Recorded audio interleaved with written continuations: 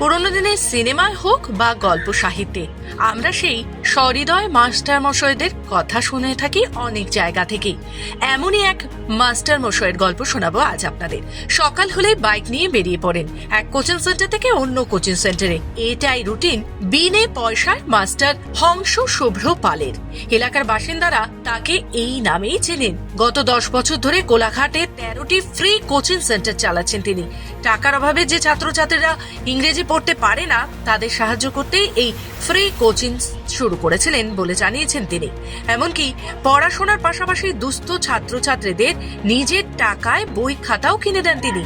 নিজে কিন্তু কোনো স্কুলে শিক্ষকতা করেন না বা কোনো সংস্থায়ও চাকরি করেন না। কারণ দুস্থ ছেলেমেয়েরা পড়াশোনা করতে পারছে না, আমার মানবিক মনে হলো আর কি যে আমি ওদেরকে শিক্ষা দিই। তাই আমি বেরিয়েছি আর কি গ্রামের পথে পথে আর কি কিছু শিক্ষা দেওয়ার জন্য। কারণ পশ্চিমবঙ্গের আস্তে শিক্ষাটা একদম তলানিতে চলে যাচ্ছে বলে মনে করি। যদি ইংরেজি শিক্ষা দিয়ে একটু ভারতবর্ষের কম্পিটিটিভ পরীক্ষাতে তারা একটু আসতে পারে, সেইটা সুযোগটা একটু করে দেওয়া। এইগুলো আমার বসুনচকে আছে, কোলাঘাটে আছে, আমার বাড়িতে 2টো কোচিং সেন্টার আছে, উপান্তকুলে আছে, মাধবপুরে আছে, মানে পাকুড়িয়াতে আছে, কোলাগেছেতে আছে, বিভিন্ন জায়গা থেকে বারবরিশাতে আছে।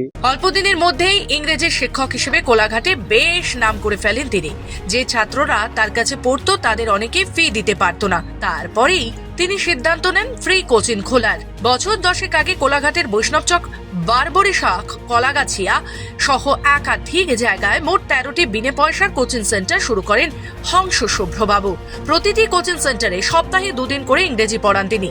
তবে সকলের জন্য এই ফ্রি কোচিং নয়, যাদের বিশেষ কোচিং দেন তাদের কাছ থেকে ফিস নেন বলে জানিয়েছেন। একটা বিরল চরিত্রের মানুষ, যখন শিক্ষাকে নিয়ে একটা বড় শ্রেণী ব্যবসা করছে, যখন একদম নিম্নবিত্ত শ্রমজীবী ঘরের ছেলেমেয়েরা বা ছাত্রছাত্রীরা টাকার অভাবে পড়তে পারছে না, ঠিক সেই সময় এই ধরনের মানুষের খুব দরকার।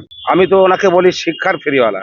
ওনার একটি বাইক আছে লজ্জরে, ওই তাতে তেলটা উনি নিজের পয়সায় ভরেন। 13টা টিউশনে মানে বেশ কয়েকটি গ্রাম, এবং অন্তত আমার যতটা ধারণা 40 থেকে 45 কিলোমিটার সারাউন্ডিং ঘুরে বেড়াতে হয় ওনাকে। উনি স্বেচ্ছাশ্রমে অবৈতনিক ভাবে 10 বছর ধরে বহু ছাত্রছাত্রীকে বিনে পয়সায় পড়াচ্ছেন তিনি। এখন তার ফ্রি কোচিং সেন্টারে ছাত্রছাত্রীর সংখ্যা 281।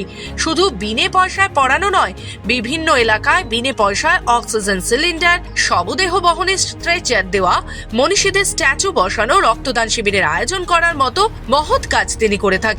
হংস শুভ্রবাবুর ভাই ইঞ্জিনিয়ার, তিনি দাদার এই কাজে সহযোগিতা করেন।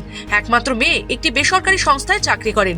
হংস শুভ্র বলেন, ছাত্র জীবনে খুবই গরিব ছিলাম, তাই আমি চেষ্টা করি ছাত্রছাত্রীদের পাশে দাঁড়াতে।